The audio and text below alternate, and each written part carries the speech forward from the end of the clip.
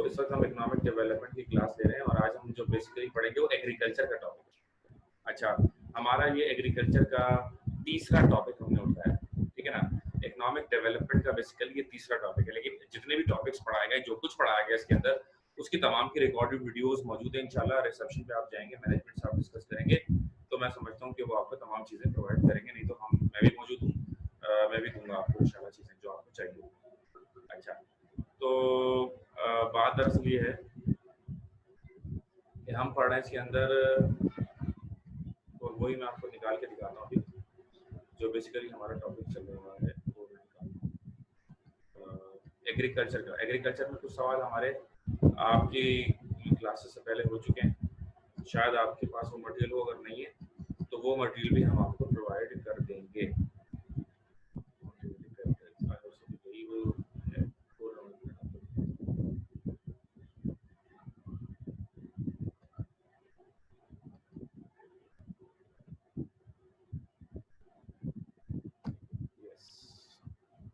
इसमें आपने बताना होगा, मैं भी शेयर करता हूँ।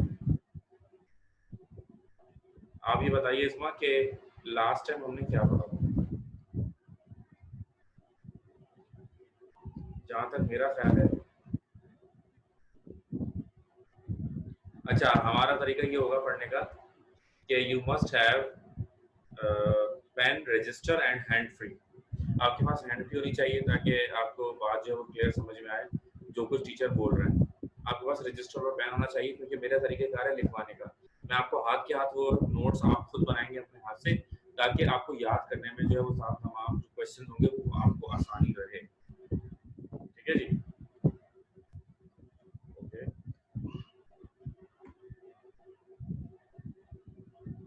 अब जरा इसमें आप बताइए कि लास्ट टाइम कौन सा सवाल था, ताकि वहीं से हम कंटिन्यू करें।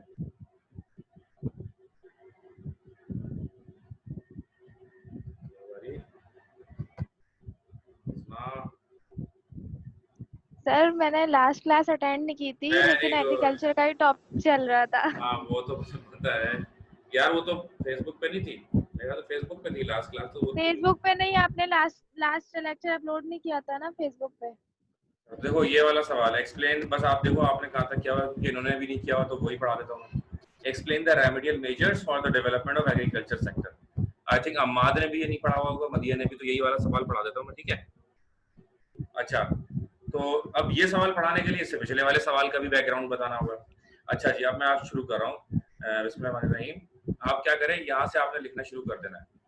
तो आप तीनों मुझे मेरे नंबर पे मैसेज कीजिएगा, बल्कि एक काम करें ना, अभी आप मुझे मेरे नंबर पे मैसेज करें, मैं आपको ना ये पूरा व्हाट्सएप दे रहा हूँ आपको कॉपी पेस्ट करके, ताकि आप आराम से लिख लीजिएगा इसको ना, बाद में आराम से आप लिख सकते हैं। सिर्फ 3 ही तो अभी 2 मिनट लगेंगे। अभी आपको सवाल कंप्लीट हो गया। एक मैसेज करें जरा व्हाट्सएप पे, मैं आपको कॉपी पेस्ट कर देता हूँ। क्या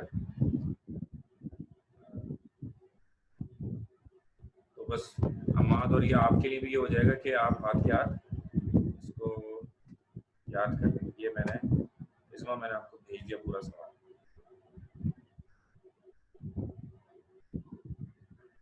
आप दोनों व्हाट्सएप पर अपना नाम लिख के भेजिए, तो मैं आपको भेज देता हूँ दोनों को। और क्या,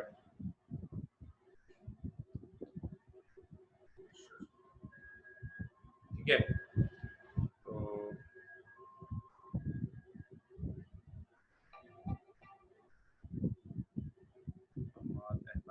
आपको भी भेज रहा हूँ ये अम्माद का। सर आपके नंबर पे करना है? जी जी, मेरे नंबर पे मैसेज करें, नाम लिख के मैसेज दूँ, तो मैं आपको अभी सवाल का आंसर पूरा दे देता हूँ, फिर आप आराम से रिलैक्स होकर लिख लीजिएगा अपने पास।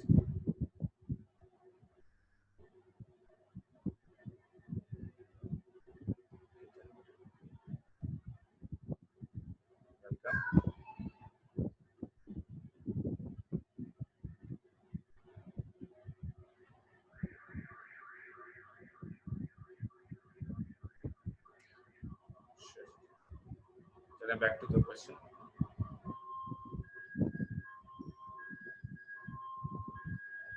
ये आ गया। इस वक्त जो मैंने आपको सवाल दिया है, ये जो हमारा सवाल है explain the remedial measures for the development of agriculture sector in Pakistan. अब पाकिस्तान के हालात क्या हैं? एग्रीकल्चर के हवाले से पाकिस्तान के हालात ये हैं कि पाकिस्तान की टोटल आबादी का 67.5% जो पॉपुलेशन है that is based on agriculture. यानी कि पाकिस्तान की आबादी की 67.5% जो पॉपुलेशन है, अगर उसका घर चल रहा है, अगर उसका गुजर बसर चल रहा है, तो वो इस एग्रीकल्चर की वजह से चल रहा है। सही, 67.5% जो पॉपुलेशन है, उसका घर गुजर बसर रोजगार हर चीज जो है उसकी बेस जो बुनियाद जो है एग्रीकल्चर है। तो एग्रीकल्चर अगर हमारे मुल्क में सही नहीं हो सकता तो कुछ भी हमारे मुल्क में सही नहीं हो सकता। ठीक है जी। अब जब जिस मुल्क की तकरीबन 70% आबादी एग्रीकल्चर से बिलोंग करती हो, उसके बावजूद अगर उनके ज़राअत के हालात अगर खराब हो, तो this is a big question mark for us. ये हमारे लिए बहुत बड़ा सवाल निशान है कि मतलब 70% जिसकी आवाम एक खास शोबे से बिलोंग करती है और वो शोबा भी अगर खराब है, तो फिर उस मुल्क में सही क्या होगा। ठीक है, जो इसकी हमने प्रॉब्लम डिस्कस की थी, इंशाल्लाह वो वीडियो लेक्चर मेरा मौजूद है तो वो आपको मिल जाएगा। तो following are the different remedies for the development of agriculture sector in Pakistan. Number 1, research and development. तो अब हम पढ़ रहे हैं कि जो हमारे ये जो एग्रीकल्चर सेक्टर बहुत ही बैकवर्ड है, उसको हम बेहतर किस तरह से बना सकते हैं, इसके हालात हम बेहतर कैसे कर सकते हैं। तो इसके अंदर सबसे पहली जो चीज़ है that is research and development. हम क्या करें, एग्रीकल्चर के अंदर रिसर्च को प्रमोट करें। अगर हम अपनी रिसर्च को प्रमोट करते हैं तो उम्मीद की जा सकती है कि हमारे हालात जो है वो बेहतर हो जाएंगे, रिसर्च को प्रमोट अगर हम करते हैं। क्योंकि रिसर्च के जरिए बड़े बड़े काम बहुत ही कम मेहनत से हो सकते हैं। ठीक है ना, मिसाल के तौर पर आपने कभी सुना होगा पनामा कनाल। एक थ्योरी आई कि भाई अगर यहाँ से इसको काट दिया जाए तो कई महीनों का सफर है जो एक हफ्ते में हो जाएगा। फिर वो थ्योरी आई, थ्योरी को उन्होंने गौर किया, उन्हें समझ में आई, उन्होंने जरा सी पहाड़ी क्या काटी समुद्र के बीचों बीच, वो महीनों का फ्यूल भी बच गया और बहुत ज़्यादा कॉस्ट भी कम हो गई। और पनामा कनाल एक बहुत ही मशहूर तरीन आज कनाल है समुद्र के बीचों बीच, इसका नाम पनामा कनाल है। इसके बारे में कभी पढ़िएगा, या कमर्शियल ज्योग्राफी अगर आप में से किसी ने पढ़ा है तो हो सकता है आपने पढ़ा।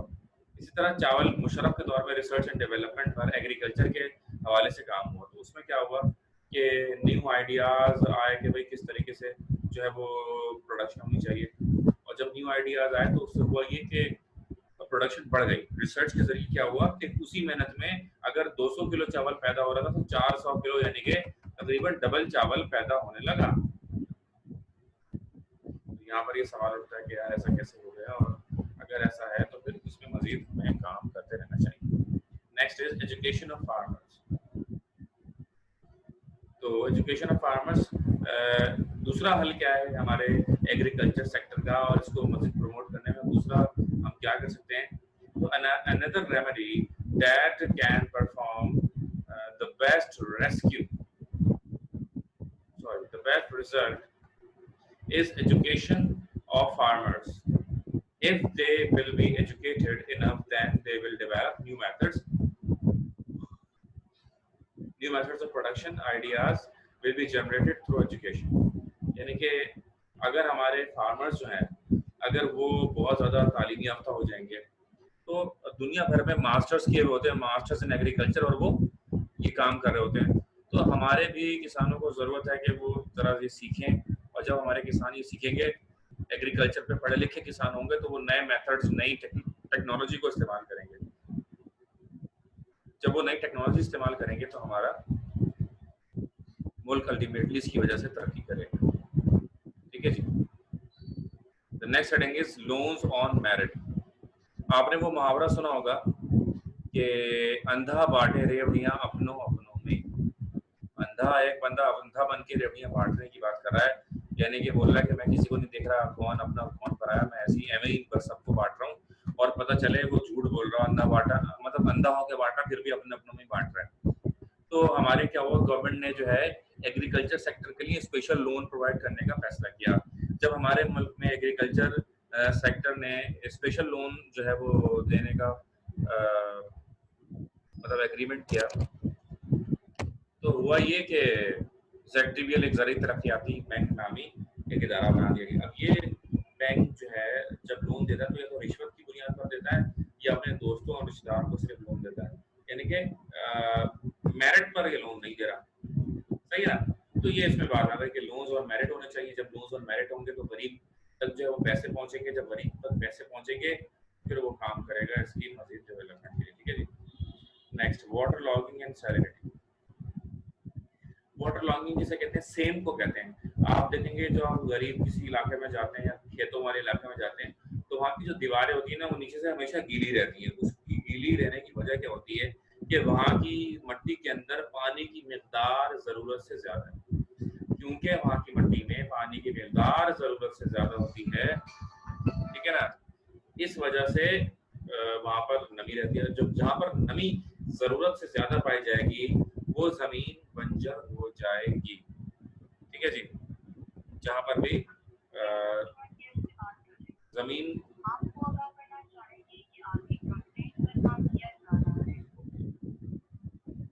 तो जमीन में नमी जरूरत से ज्यादा नहीं होनी चाहिए। अब ये जरूरत से ज्यादा नमी किस लिए होती है, किसकी वजह से होती है, ये बाकायदा एक अलग सवाल है, वो हम पढ़ेंगे इंशाल्लाह।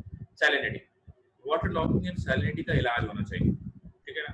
ये सेम और थोर, वाटर लॉगिंग एंड सैलिनिटी, इसको कहते हैं सेम और थोर। सेम और थोर वो रीजन है जिसकी वजह से हमारी कई सौ एकड़ पर जो जमीन है वो हर साल खराब हो रही है। 80,000 एकड़ एक अंदाजे के मुताबिक हर साल 80,000 एकड़ जमीन हमारी खराब हो रही है, ठीक है जी। Next is provision of weights and measures. Another remedy for the development of agriculture is what, कि वेट्स एंड मेजर्स को ठीक किया जाए, यानी कि नाप तोल के औजार। गरीब किसान हमेशा गरीब इसलिए भी रहता है कि जो उसके पास वेट्स एंड मेजर होते हैं, नाप तोल कर, जो होलसेलर के पास तराजू होते हैं वो सही नहीं होते। होलसेलर जो होते हैं उन्होंने दो तराजू रखे होते हैं, एक ए और एक बी। तो तराजू ए जो है उसको इसलिए होता है, उसका मकसद ये होता है कि बस जब कोई खरीदना आएगा उसको हम इस पे रखेंगे। इसको तराजू जो ए होता है उसमें ये होता है कि 100 किलो का वो 90 किलो बताता है, यानी कि अगर मैं कोई चीज लेके जा रहा हूँ बंदे के पास कि ये 100 किलो ये मैं खरीद लो, वो उसको अपने तराजू पे रखेगा और बोलेगा ये तो 90 किलो है, जाओ नहीं खरीद रहा मैं। अब सब यही करते हैं तो आप उसको 90 किलो के पैसे लेकर आने की बात करोगे, ठीक है ना। तो उसने 10 किलो आपकी चोरी कर ली। अच्छा, अब उसने तराजू बी भी रखा हुआ है, अब तराजू बी भी सही तराजू नहीं है, वो 100 का 110 बताएगा, ठीक है जी। अब एक बंदा खरीदना है, उसने दूसरे तराजू को उठा कर रख दिया, लो भाई 110 किलो ले जाओ। तो यहाँ पर वो 100 किलो था, 10 किलो उसने यहाँ मारा, 10 किलो उसने यहाँ मारा, यानी कि बायर से भी 10 किलो मार रहा है और सेलर से भी 10 किलो मार रहा है, तो टोटल 20 किलो तो वो सिर्फ करप्शन कर रहा है। तो इस तरह क्या होता है कि जो बीच का होलसेलर है, जो बड़ा आदमी है, जो पहले से ही मालदार है, वो मजीद अमीर होता जाएगा, ठीक है ना। और दोनों तरफ जो गरीब है, एक तरफ किसान गरीब, एक तरफ रिटेलर सब्जी वाला गरीब, इन दोनों का हालत खराब रहता है। तो इसको बेहतर करने की जरूरत है। The next heading is corruption. Corruption आप जानते हैं कि किसी भी मुल्क के अंदर दीमक का अगर जो है वो किरदार कोई चीज अदा करती है तो वो करप्शन, ठीक है ना। अब हमारे भी बहुत ज्यादा करप्शन होती है हर चीज के अंदर।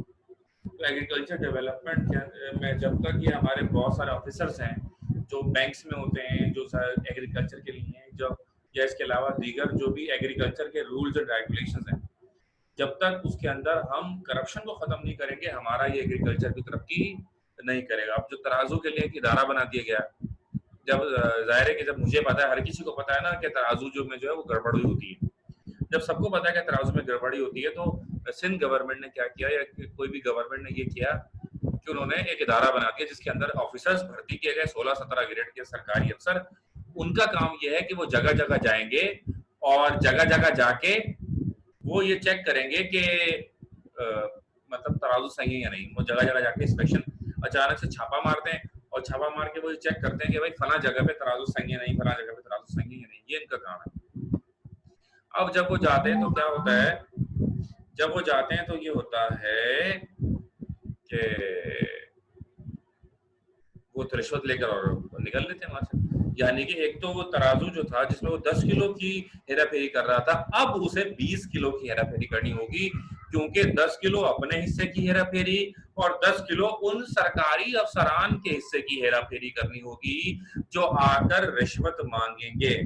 यानी जिन पर तकिया किया वही पत्ते हवा दे गए, जिस पर भरोसा किया वही दगा दे गया, यानी जिसको रखवाली के लिए रखा वही डाकू निकला। ठीक है जी। तो ये होता है करप्शन के अंदर हमारे मुल्क में। तो हमारे एंटी करप्शन में इतनी करप्शन है कि उसमें जब एक प्यून भर्ती किया जाता है वो भी रिश्वत देकर होता है। यानी कि जिस एंटी करप्शन इदारे को रिश्वत के खात्मे के लिए बनाया गया वो इदारा क्या कर रहा है आपको मैंने बता दिया। अकाउंटेबिलिटी, चेक एंड बैलेंस हर बंदे की वो होनी चाहिए अकाउंटेबिलिटी। अब हमारे यहाँ किसी की तो अकाउंटेबिलिटी बहुत भरपूर होती है लेकिन किसी को बिल्कुल ही आजाद छोड़ दिया जाता है।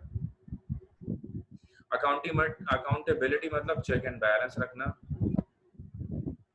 हिसाब किताब रखना, तमाम चीजों की मालूमात रखना कि कोई दो नंबरी तो नहीं कर रहा। सही है। Accountability refers to the check and balance of all activities. Without accountability, nothing is impossible to develop. अब हमारे सरकारी अफसर अगर आ गए मिसाल के तौर पर, उनकी तनख्वाह 1 लाख रुपए मिसाल के तौर पर, 12 महीने बाद 12 लाख रुपए आएंगे, उसमें से वो खर्च भी करेंगे, चलो 6 लाख बचा लेंगे, 6 लाख खर्च कर देंगे। ये चलो बहुत ही कंजूस है 4 लाख खर्च करेगा, 8 लाख बचा लेगा, 8 से ज्यादा कोई नहीं बचा सकता। बहुत से बड़े से बड़ा कंजूस हो, बहुत ही सही हुआ तो 12 भी खर्च कर सकता है। अच्छा जी। अब हमने देखा कि एक बंदा जिसकी 1 लाख रुपए महीना आमदनी है उसको 1 साल में टोटल 12 लाख रुपए मिले। अब हम देखते हैं कि उसके जो असासे हैं, उसका जो माल है, उसकी जो दौलत है, उसके अंदर 1 करोड़ रुपए का इजाफा 1 साल में हो गया। एक सरकारी अफसर जिसकी तनख्वाह 1 लाख, साल के 12 लाख रुपए उसको मिले, लेकिन उसकी आमदनी में कितना इजाफा हो गया? उसकी आमदनी में 1 करोड़ रुपए का इजाफा हो गया। अरे भैया ये 1 करोड़ कहां से आ गया? ये करप्शन है। तो उसको पीछे जाओ। जिसकी आमदनी भी उसके मतलब जिसकी भी असासे उसकी आमदनी से ज्यादा बढ़े, उससे पूछो जाके, हाँ भाई कहां से आया बताओ। तो फिर क्या होगा? करप्शन में खुद ब खुद कमी आना शुरू हो जाएगी। हमारा अकाउंटेबिलिटी नहीं है। अच्छा, अकाउंटेबिलिटी के लिए भी एक इदारे हैं, नैब। नैब में भी रिश्वत चलती है। ठीक है ना। तो मतलब ये वाली कहानी। Organize markets. यहाँ पर एक छोटी सी आपको बात बताऊं कि एक जो है ना बंदा जज के पास जाता है और उसका केस चल रहा होता है और एक वक्त आने के बाद 2-3 साल के बाद वो बरी हो जाता है भाई साहब उस केस से। उससे जज बोलता है भाई आप अदालत के बारे में क्या कहना चाहेंगे? उसने बोला मैं अदालत के लिए दुआ करना चाहूँगा कि अदालत जो है थानेदार साहब के लेवल पर जाकर काम करना शुरू कर दें। वो जज बोलता है यार क्या तुम बात कर रहे हो, हम थानेदार से बहुत आगे हैं और बहुत बड़े उस लेवल पर हम काम कर रहे हैं। उसने बोला नहीं साहब, आपने 3 साल लगा दिए इस केस को निपटाने में। थानेदार उसी वक्त कह रहा था 3 साल पहले कि मुझे 5,000 दो और मैं ये केस अभी खत्म कर देता हूँ। तो थानेदार क्या करता है कि वो 5,000 उसको दो और केस अभी खत्म नहीं। तो वो केस जब अदालत जाता है तो तारीख उतने का तो ट्रांसपोर्टेशन कॉस्ट ही आ जाती है, सिर्फ आने जाने के, बसों के और टैक्सियों के किराए आप दे दोगे 5,000, तो इतनी तारीखें लगती है। Now Karachi and Hyderabad have more than 30 million population and there is only one organized market to follow their needs. अगला मसला क्या है? हमारे यहाँ ऑर्गेनाइज्ड मार्केट्स, एक ही मार्केट है हमारे, ठीक है ना, जो कि कराची और हैदराबाद की 3 करोड़ की आबादी को शुरू करती है। पूरे पाकिस्तान में 13 से 17 के करीब मार्केट्स हैं जो 220 मिलियन के लोगों को कवर करती है। तो ये भी जो है सही नहीं। तो व्हाट इज द नीड? ज़रूरत इस बात की है कि इसमें हमें इजाफे की ज़रूरत है और हमें ये चाहिए कि हम ऑर्गेनाइज मार्केट्स को बढ़ाएं, ताकि जब ऑर्गेनाइज मार्केट्स बढ़ेंगी तो हमारा एग्रीकल्चर सेक्टर मज़ीद डेवलप होगा। ठीक है जी। अच्छा, मेरा यूट्यूब पर एक पेज है सरवसी हैदर के नाम से, आप वहाँ जाकर बहुत सारी स्टार्टिंग की वीडियोज़ वहाँ से बहुत सारी वीडियोज़ आप देख सकते हैं।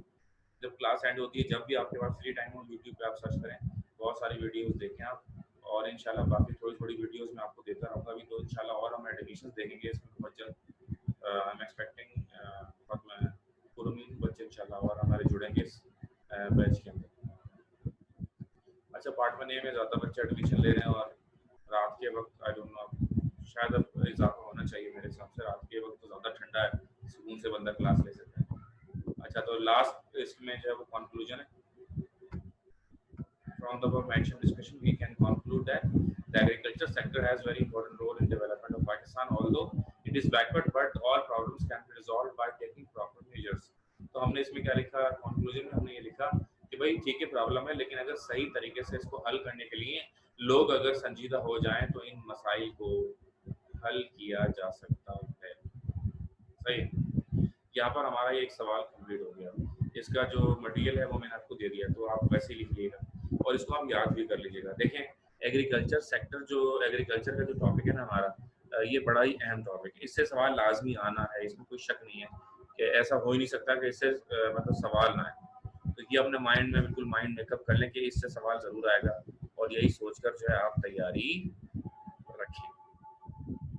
सही है।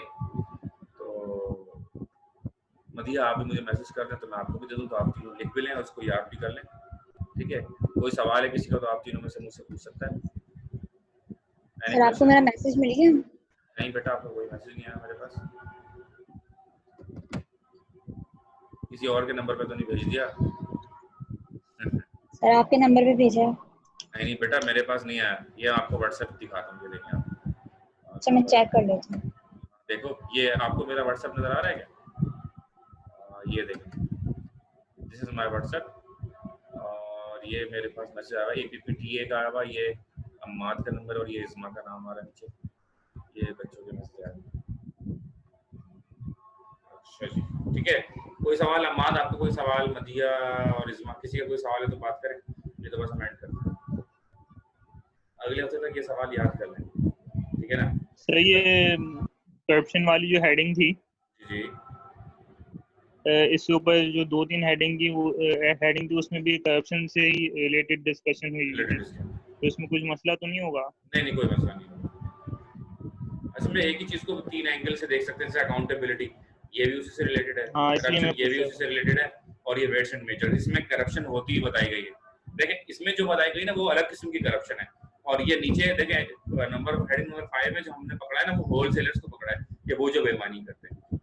और ये नंबर 6 में हमने जो पकड़ा है वो सरकारी अफसरान को पकड़ा, कि उनको हमने रखा है काम के लिए कि जाओ पकड़ो जाके इनको होलसेलर्स को, लेकिन वो पकड़ ही नहीं रहे, बल्कि उल्टा रिश्वतखोर बन गए। ठीक है, तो हेडिंग नंबर 5 में बिजनेसमैन को पकड़ा, हेडिंग नंबर 6 में हमने सरकारी अफसरान को पकड़ा, और हमने हेडिंग नंबर 7 पकड़ा उन एंटी करप्शन इदारों को जो कि अकाउंटेबिलिटी के जिम्मेदार हैं, लेकिन वो अपना काम, अपना किरदार अदा नहीं कर रहे। तो ये तीनों चीजें, ये 3 अलग अलग चीजें हैं, ठीक है ना, लेकिन इसकी बुनियाद वही एक ही। ठीक है, चले बस एंड करते हैं। ये सवाल जरूर अगले हफ्ते तक याद कर लीजिएगा। कल इंशाल्लाह फिर हमारी क्लास होगी, एक नया सवाल कल भी हम पढ़ेंगे। बहुत ख्याल रखिएगा। अल्लाह हाफ़िज़।